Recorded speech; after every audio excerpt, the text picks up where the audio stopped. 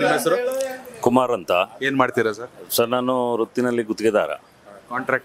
ಕಾಂಟ್ರಾಕ್ಟರ್ಗೆ ಕೇಳೋಂತ ಮೊದಲನೇ ಪ್ರಶ್ನೆ, ಎಷ್ಟಿದೆ ಕಮಿಷನ್ ಇಲ್ಲಿ? ಸರ್ ಅದು ಇದು ಸರ್ಕಾರಗಳು ಚೇಂಜ್ ಆದಂಗೆ ಆಗ್ತಾ ಇದೆ ಸರ್. ಈಗ ಎಲ್ಲಾದ್ರೂ ಅವ್ರು ಇವರು ಹೆಸರು ಹೇಳ್ಕೊಂಡು ಜಾಸ್ತಿ ಕಮಿಷನ್ ತಗೊಳ್ತಾ ಇದ್ದಾರೆ. ಬಟ್ ನಾವು ಈಗ ಅದಕ್ಕೇ ಕಾಂಟ್ರಾಕ್ಟ್ ವೃತ್ತಿನ ಸ್ವಲ್ಪ ಕಡಿಮೆ ಮಾಡಿದ್ದೀವಿ. ಯಾಕೆ ಅಂದರೆ ನಾವು ಉತ್ತಮ ಗುಣಮಟ್ಟದ ಒಂದು ಕಾಮಗಾರಿನ ಮಾಡಬೇಕು ಅನ್ನೋದು ನಮ್ಮ ಆಸೆಗಳು. ಏನೋ ಒಂದು ಮಾಡಿಬಿಟ್ಟು ದುಡ್ಡು ತಗೊಂಡು ಹೋಗೋವಂಥ ಒಂದು ಪ್ರಮೇಯ ನಮಗಿಲ್ಲ. ಹಾಗಾಗಿ ಕಾಂಟ್ರಾಕ್ಟ್ ವೃತ್ತಿನೇ ನಾವು ಕಡಿಮೆಗೊಳಿಸ್ಕೊಳ್ತಾ ಇದ್ದೀವಿ. ಸರ್, ನಿಮಗೆ ಚೆನ್ನಾಗಿ ಗೊತ್ತಿರುತ್ತೆ ಅಧಿಕಾರಿಗಳ ಬಗ್ಗೆ. ಕೆಲವು ಸಲ ಶಾಸಕರು ಈಸಿಯಾಗಿ ಸಿಗ್ತಾರೆ, ಶಾಸಕರು ಸ್ಪಂದಿಸ್ತಾರೆ, ಅಧಿಕಾರಿಗಳು ಮೈ ಚಳಿ ಬಿಟ್ಟು ಕೆಲಸ ಮಾಡಲ್ಲ. ಹಾಸನದಲ್ಲಿ ಹೆಂಗಿದೆ ಅನ್ಸುತ್ತೆ? ಹಾಸನದಲ್ಲಿ ಅಧಿಕಾರಿಗಳು ಕೆಲವರು ಆಫೀಸ್ಗಳಲ್ಲೇ ಇರೋದಿಲ್ಲ ಹೇಳ್ಬೇಕು ಅಂದರೆ. ನಿಜವಾಗ್ಲೂ ಅವರು ಎಲ್ಲೋ ಕೂತ್ಕೊಂಡು ಕೆಲಸ ಕಾರ್ಯಗಳನ್ನ ನಿರ್ವಹಿಸೋದು, ಎಲ್ಲಿಗೋ ಸೈನ್ ಹಾಕ್ಸೋದು, ಆ ಥರದ್ದು ಮಾಡ್ತಾ ಇದ್ದಾರೆ. ಅಂಥವ್ರನ್ನೆಲ್ಲನೂ ಶಾಸಕರು ಸ್ವಲ್ಪ ಗಮನ ಇಟ್ಟು ಅಂಥ ಇವುಗಳಲ್ಲಿ ಯಾರ್ಯಾರು ಹೇಳ್ತಾರಲ್ಲ, ಈಗ ಸಾಮಾನ್ಯ ಜನಗಳಾಗಲಿ ಅಥವಾ ಇನ್ಯಾರೋ ಒಂದು ತೊಂದರೆ ಆಗ್ತಾಯಿದೆ ಅಂತ ಬಂದಾಗ ಅಂಥವುಗಳನ್ನು ಕಟ್ಟುನಿಟ್ಟಾಗಿ ಅಂಥವ್ರಿಗೆ ವಾರ್ನಿಂಗ್ ಕೊಟ್ಟು ಕೆಲಸ ಕಾರ್ಯಗಳನ್ನ ಮಾಡಿಸೋದಕ್ಕೆ ಶಾಸಕರು ಸ್ವಲ್ಪ ಶ್ರಮ ವಹಿಸಬೇಕು. ಅವರು ಎಲ್ಲದನ್ನು ಅಟೆಂಡ್ ಮಾಡ್ತಾ ಇದ್ದಾರೆ ಶಾಸಕರು. ಶಾಸಕರ ಗಮನಕ್ಕೆ ಇದೆಯಲ್ಲ? ಇದೆ ಅದು. ಅಂದರೆ ಕೆಲವುಗಳು ಇನ್ನೂ ಕೆಲವರು ಶಾಸಕರ ಹತ್ರ ಹೋಗಿ ಹೇಳ್ಕೊಳ್ಳೋದಕ್ಕೆ ಹಿಂದೆ ಮುಂದೆ ನೋಡ್ತಾರೆ, ಎಲ್ಲಿ ಆಗೋ ಕೆಲಸನೂ ಇದಾಗುತ್ತೋ ಅಂತ. ಅದಕ್ಕೆ ಯಾರೂ ಹೆದರ್ದಂಗೆ ಹೋಗಿ ಶಾಸಕರು ಹೇಳಿದ್ರೆ ಶಾಸಕರು ಅವ್ರ ಪರವಾಗಿ ಖಂಡಿತವಾಗ್ಲೂ ನಿಲ್ತಾರೆ. ಶಾಸಕರು ಸಾಮಾನ್ಯ ಜನಗಳ ಪರವಾಗಿ ಖಂಡಿತವಾಗ್ಲೂ ಇದ್ದಾರೆ ಹಾಸನಲ್ಲಿ. ಯಾಕೆಂದರೆ ಅವರು ಬೆಳಗ್ಗೆ 8-8:30 ಅವರ ಮನೆ ಹತ್ರನೇ ಗೃಹ ಕಚೇರಿ ಇದೆ. ಅವ್ರದ್ದು ಮನೆ ಪಕ್ಕನೇ ಕಚೇರಿ ಇದೆ. ಅಲ್ಲಿ ಕೂತ್ಕೊಂಡು ಸುಮಾರು 2 ಗಂಟೆಗಳ ಕಾಲ ಬರೋ ಯಾವುದೇ ಒಂದು ಇದಿರ್ಬೋದು, ಯಾವುದೇ ಸಮಸ್ಯೆಗಳನ್ನ ಅಲ್ಲಿ ಅವರು ಆಲಿಸಿ ಅದಕ್ಕೆ ಸತ್ತಿದ ಅಲ್ಲೇ ತಕ್ಷಣವೇ ಪರಿಹಾರ ಕೊಡೋ ನಿಟ್ಟಿನಲ್ಲಿ ಎಲ್ಲ ಥರ ಕಾರ್ಯಗಳನ್ನ ಮಾಡ್ತಾ ಇದ್ದಾರೆ. ಇಲ್ಲಪ್ಪ, ಇದೊಂದು ಸರಿ ಮಾಡ್ಕೋಬೇಕು, ಇದೊಂದು ಹಾಸನಕ್ಕಾಗಬೇಕು ಅನ್ನೋಂಗಿದ್ರೆ ಯಾವುದು ಫಸ್ಟ್ ಪ್ರಿಯಾರಿಟಿ ನಿಮ್ಮ ಪ್ರಕಾರ? ಶಾಸಕರಿಗೆ ಏನು ಹೇಳ್ತೀರಾ ಸರ್? ಆ ಥರ ಹಾಸನಲ್ಲಿ ಸರಿ ಮಾಡ್ಕೋಬೇಕಂದ್ರೆ ಕೆಲವು ಇಲಾಖೆಗಳಲ್ಲಿ ತುಂಬ ಭ್ರಷ್ಟಾಚಾರ ಇದೆ. ಅದನ್ನು ಶಾಸಕರು ಖುದ್ದಾಗಿ ಹೋಗಿ ಅವುಗಳನ್ನ ಆಫೀಸ್ಗಳಿಗೆ ತಕ್ಷಣವೇ ಹೋಗಿ ಒಂಥರ ಒಂದು ಅಚಾನಕ್ ಹೋಗಿ ವಿಸಿಟ್ ಹೊಡಿತಾರಲ್ಲ,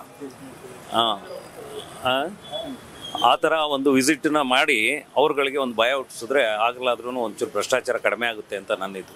ಎಸ್, ಮತ್ತೊಬ್ರು ಹಿರಿಯ ಮತದಾರರಿದ್ದಾರೆ, ಅವ್ರನ್ನೇ ಕೇಳೋಣ. ಸರ್, ನಿಮ್ಮ ಹೆಸರು? ರಾಮಕೃಷ್ಣ ಅಂತ ಸರ್. ಎಷ್ಟು ವರ್ಷ ಸರ್ ನಿಮಗೆ? ನನಗೆ 67 ವರ್ಷ. 67 ವರ್ಷ. ಹೆಚ್ಚು ಕಡಿಮೆ 49-48 ವರ್ಷದಿಂದ ಓಟ್ ಹಾಕ್ತಿದ್ದೀರಾ ಹಾಸನದಲ್ಲಿ? ಹೌದು ಸರ್. ಸಾಕಷ್ಟು ಶಾಸಕರು ಹಾಕಿದ್ದೀವಿ. 78ರಿಂದ. ಓಕೆ. ನೀವು ನೋಡಿದ ಹಾಸನದ ಬೆಸ್ಟ್ MLA ಅಂದ್ರೆ ಯಾರು ಸರ್ ನಿಮ್ಮ ಪ್ರಕಾರ? ಪ್ರಕಾರ ಈ ಸದ್ಯಕ್ಕೆ ಈ ಸ್ವರೂಪ್ ಪ್ರಕಾಶ್ ಒಳ್ಳೆ ಮನುಷ್ಯ, ಅವ್ರ ಅಪ್ಪನೂ ಒಳ್ಳೆ ಮನುಷ್ಯ. ಪ್ರಕಾಶ್ ಅವರು, HS ಪ್ರಕಾಶ್ ಅವರು. ಅದು ಬಿಟ್ರೆ ಹನುಮೇಗೌಡರು ಕಾಂಗ್ರೆಸ್ ಅಲ್ಲಿ ಗೆದ್ದಿದ್ರು, ಆಮೇಲೆ ಹೋಗಿ BJP ಗೆಲ್ಸಿದ್ರು 99 ಅಲ್ವಾ? HS ಪ್ರಕಾಶ್ ಫಸ್ಟ್, ಸ್ವರೂಪ್ ಹೌದು. ತುಂಬಾ ಜನ ಹೇಳ್ತಾರೆ ಸ್ವರೂಪ್ ತುಂಬಾ ಸಾಫ್ಟ್ ಅಂತ, ನಿಮ್ಗೇನ್ ಅನ್ಸುತ್ತೆ?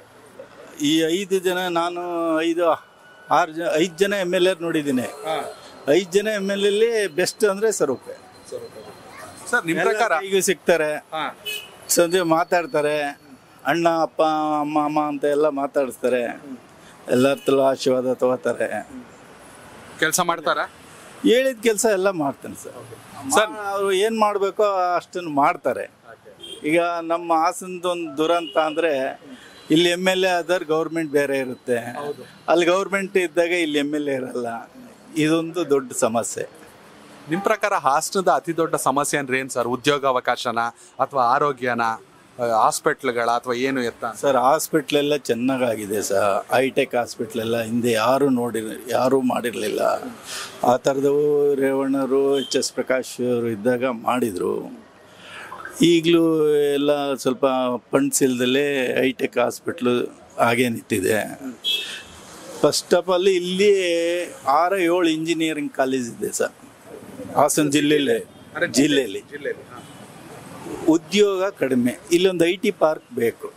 ITಲಿ ಈಗ ಜವಳಿ ಪಾರ್ಕ್ ಬಂದಿದೆ, ಗ್ರಾನೈಟು ಇಂಡಸ್ಟ್ರಿಲಿ ಎಲ್ಲ ಚೆನ್ನಾಗಿ ನಡೀತಾ ಇದೆ.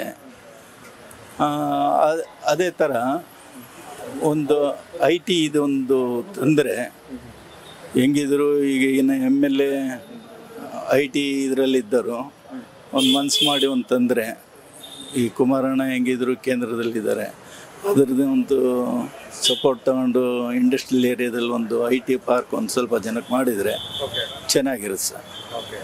ಈಗ ಹೆಣ್ಮಕ್ಳಿಗೆ ಒಂದಷ್ಟು ಚರ್ಚೆಗಳಂದ್ರೆ ಗಾರ್ಮೆಂಟ್ಸ್ ಇದ್ರೆ ಒಳ್ಳೇದಂತ ಇದೆಯಾ ಇಲ್ಲಿ? ಸರ್ ಇದೆ ಸರ್, ಸಿಕ್ಕಾಪಟ್ಟೆ ಜನ ಇದೆ. ನಮ್ಮದು ಅದೇ ವಾರ್ಡು 35ನೇ ವಾರ್ಡೆ, ಒಂದು 20,000 ಜನ ಇದ್ದಾರೆ, ಗಾರ್ಮೆಂಟ್ಸಲ್ಲೇ ಇದ್ದಾರೆ ಸರ್. ಕನೆಕ್ಟ್ ಕರ್ನಾಟಕ, ಇದು ನಿಮ್ಮ ನೆಟ್ವರ್ಕ್.